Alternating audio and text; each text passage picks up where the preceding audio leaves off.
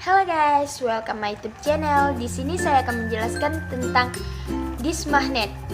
Disk magnet pengertiannya adalah piringan atau cakram bundar yang terbuat dari logam maupun plastik yang mampu menyimpan daya magnet sebagai media penyimpanan data. Berfungsi menulis dan membaca data pada piringan. Contoh dari penyimpanan disk magnet yaitu disket, cakram, keras, dan sebagainya. Nah, di sini saya akan menjelaskan tentang RAID. Pengertian RAID adalah cara menyimpan data yang sama pada beberapa hard disk yang berbeda dalam satu tingkatan yang sama sebagai backup data dalam kasus kerusakan drive.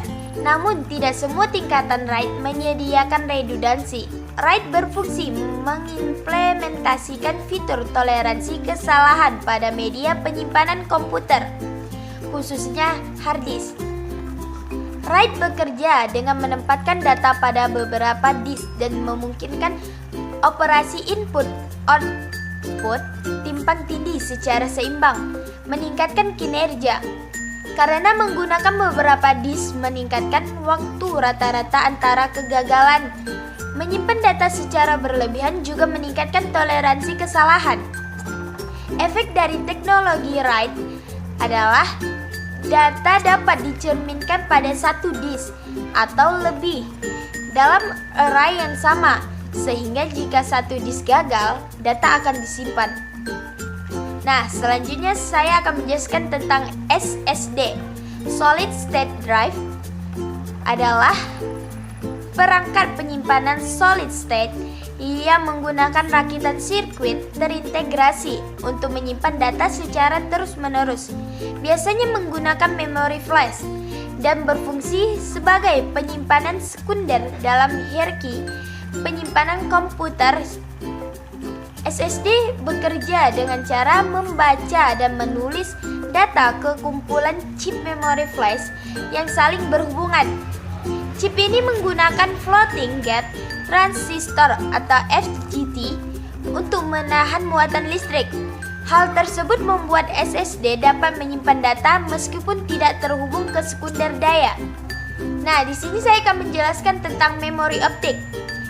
Memori optik atau optical disk adalah sebuah penggerak cakram yang menggunakan sinar laser atau gelombang elektromagnetik sebagai bagian dari proses membaca atau menulis data ke dalam atau dari cakram optis.